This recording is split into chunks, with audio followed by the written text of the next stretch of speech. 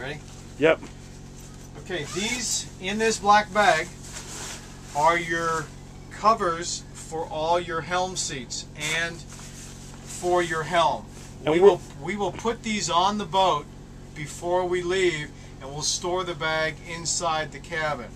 We're hoping these will keep the seats much cleaner before they get to you off the freighter. And we will instruct them to try to put the aft cover on after they load the boat, because that'll help as well. Right.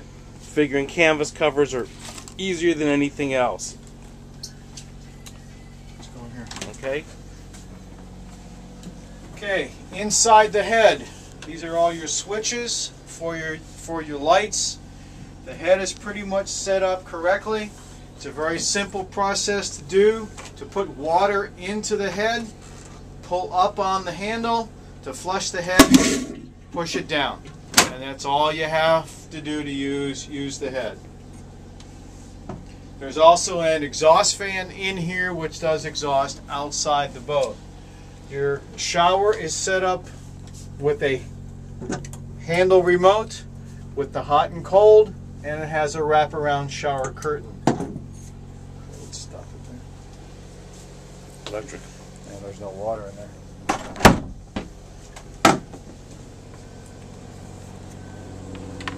Let's see, where am I at first? We're filming. This is your AC and your DC switch panels. They're located underneath the steps as you come in the boat. And Jeff will give you a couple key features to go take a look at. Okay, the top panel that you see here, this is the AC control for 110 power. The bottom panel is for your battery powered DC control.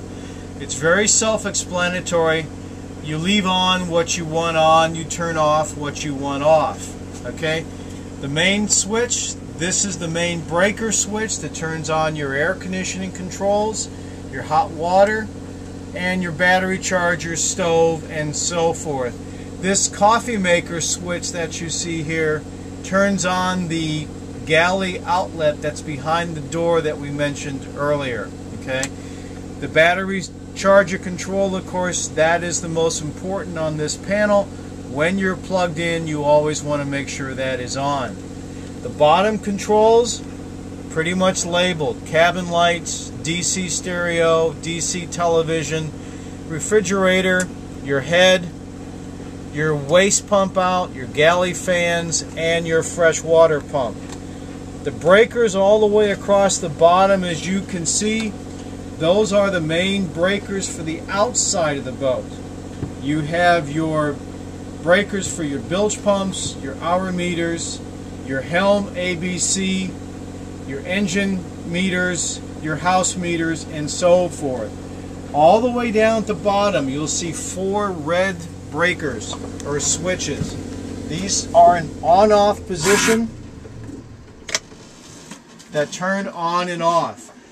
We're going to try to instruct the freighters to make sure all those switches are off. When you get the boat, turn on the one to the left. You leave the center one in the off position. You turn the next one on and the next one on. The reason you leave the center position emergency battery interconnect off, because that connects all your batteries together. If you remember from the reading, the boat has a 2-bank battery system, house and engine, and they are totally isolated from each other so you don't have a dead battery bank. If you go all the way down to the bottom under the red switches, you'll notice 4 white switches. These are what we call GFI switches. If you know what those are, that's a ground fault switch. If something is plugged in that is wet or something, those breakers will pop, and those control your 110 outlets through the entire boat for safety. Also down here is your battery charger and your inverter, okay? And they are, again, are located under the stairs. Inside this compartment, this is your major box that controls all your electrical switches for the entire boat, DC and AC. And then on the bottom of their storage. A little bit of a trick in case you have access to it at the grocery store. If they do have them, you have plastic grocery bags. Those will fit in here and that becomes your trash receptacle. That's what these little cutouts are for.